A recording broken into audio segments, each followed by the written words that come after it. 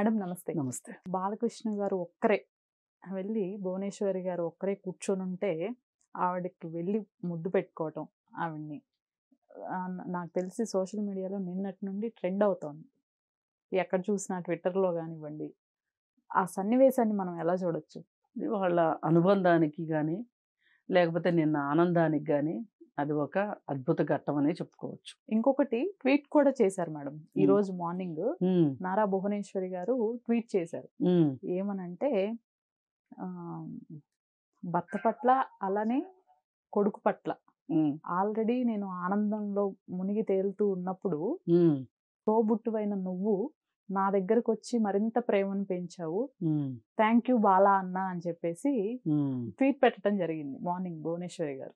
అదే ఆవిడ ఆహ్, నిన్న జరిగిన దానికి హ్మ్. అతను ఏదైతే మామూలుగా బాలకృష్ణని అందరూ ఏమనుకుంటారంటే కొంచెం హ్మ్. బోల్డ్‌గా ఉంటాడు. అల్ప సంతోషి. హ్మ్. ఇలా రకరకాలుగా మాట్లాడుతా ఉంటారు. కొంచెం ఆయన భావోద్వేగాన్ని గూడా ఆపుకోగలిగిన మనిషి కాదు. కోపం త్వరగా వస్తుంది. కోపం వస్తది. కోపం తర్వాత సంతోషం వస్తది. ఏదైనా గానీ అతను చాలా ఆహ్, హ్మ్, చాలా ప్రేమ చూపిస్తాడు. ఇప్పుడు ఎక్కడికెళ్ళినా ఆయన చుట్టూ ఒక నలుగురు, ఐదుగురు మనుషులు ఒక బృందంగా ఉండటం. ఆ బృందం అంతా హ్మ్, వాళ్ళు ఆయనతో ప్రేమగా ఉండటం. ఆయన గూడా వాళ్ళతో ప్రేమగా ఉండటం. హ్మ్.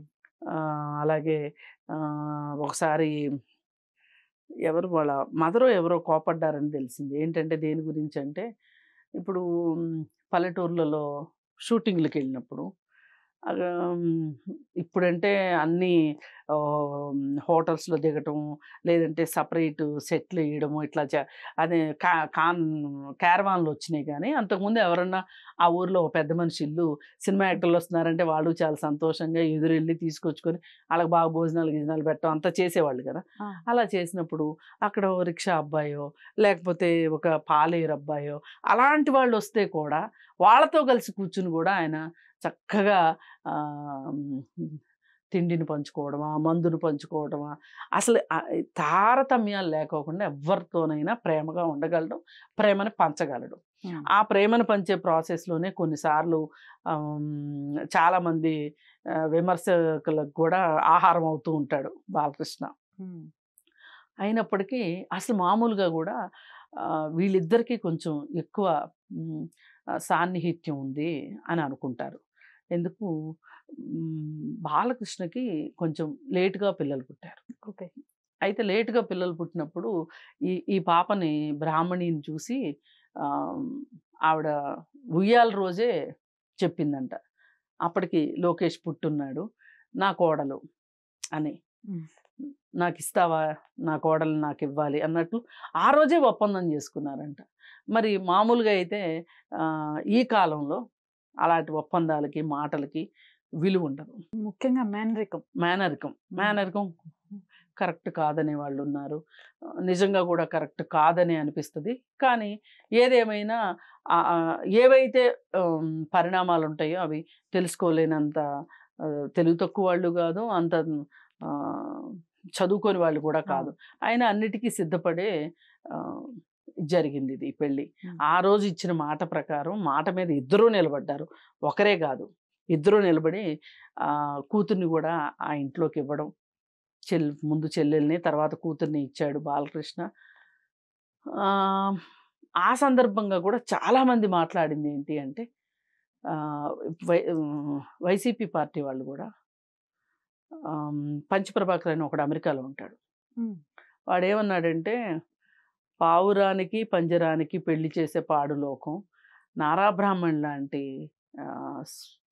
అందగత్తె ఆ అమ్మాయికి అసలు ఈ పప్పుగాడు తగుతాడా? ఎట్లా గొంతు గోయాలనిపిచ్చింది. దీనికి కూడా చంద్రబాబు నాయుడే చక్రం తిప్పాడు. అందుకే ఈ పెళ్లి జరిగింది. అసలు ఆ పిల్ల ఎంత క్షోభ పడుతుందో అని ఆడు అమెరికా నుంచి క్షోభ పడుతున్నాడనమాట.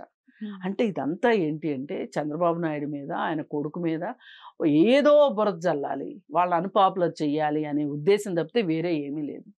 సరే ఇంతమంది ఇన్ని మాట్లాడుకున్నా నిజంగా గూడా లోకేష్ ముందు చూస్తే బ్రాహ్మణి రూపం గాని, లేకపోతే చదువు గాని ఏదైనా లోకేష్ కూడా చదువుకునే ఉంటాడు, మనకి తెలియదు కానీ లండన్లో అమెరికాలో స్టాన్ఫర్డ్ యూనివర్సిటీలో చదువుకుని వచ్చాడు.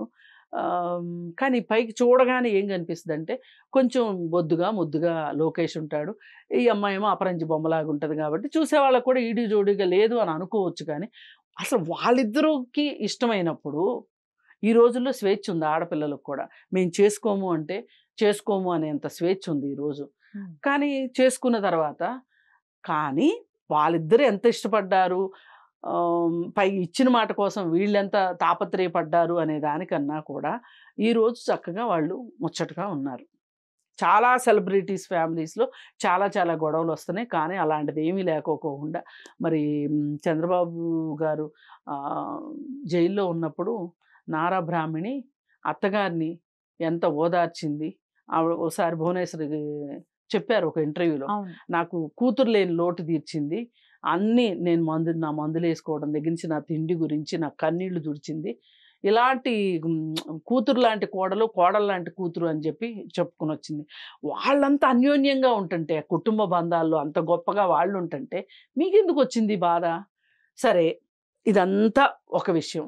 ఇప్పుడు ఇంత ప్రేమగా ఉంటారు కాబట్టి బాలకృష్ణకు కూడా తన మనోభావాలను దాచుకోవటం కానీ భావోద్వేగాలను దాచుకోవటం చేత కాదు. కాబట్టి నిన్న అక్కడ ఆ స్టేజ్ మీద ఆవిడ కనిపించగానే ఆవిడ కూర్చొని ఉంటే వెనకగా వచ్చి ఆవిడ కొంచెం కంగారు పడింది, తొట్టుపడింది, ఎవరా అని చెప్పి.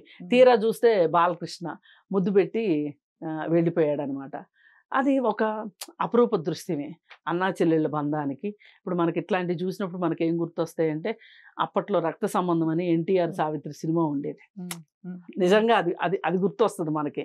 అంటే అంత బంధం వాళ్ళ మధ్యలో ఉంది, పొరపొచ్చాలు లేకుండా. మామూలుగా వియ్యంకుళ్ళు అయ్యారు అనగానే తగాదాలు ఆడుకోవటాలు ఇవన్నీ ఉంటాయి. అట్లా లేకోకుండా వాళ్ళు పార్టీలో కూడా బాగా కలిసిమెలిసి ఉండి ఇప్పటికి 2 సార్లు నుంచి బాలకృష్ణ ఎమ్మెల్యేగా గెలుస్తున్నారు. మరి ఇప్పుడు ఆయన మంత్రివర్గంలోకి తీసుకోలేదు. కాకపోతే ఒక ఉద్దేశం ఏంటి అంటే ఎవరిని కూడా సీనియర్లను ఎవరిని మంత్రివర్గంలో పెట్టుకోవద్దు, జూనియర్లని ట్రైనింగ్ ఇచ్చుకుందాం అనే ఉద్దేశంతో ఆఖరికి బాలకృష్ణకు కూడా మంత్రివర్గంలో ఇవ్వాల. దీనికి కూడా కొంతమంది పేటీఎం బ్యాచ్ ఉంటారు కదా, బాలకృష్ణకి మినిస్ట్రీ ఇవ్వలేదని చెప్పి ఆయన అలిగాడు అని చెప్పి అవి వస్తున్నాయి ఒక పక్క నుంచి. నిజంగా ఇప్పుడు నిన్న ఇది ఓపెన్గా జరిగింది, అది మనం ఊహించింది, ఇది కళ్ళెదురుగా జరిగింది.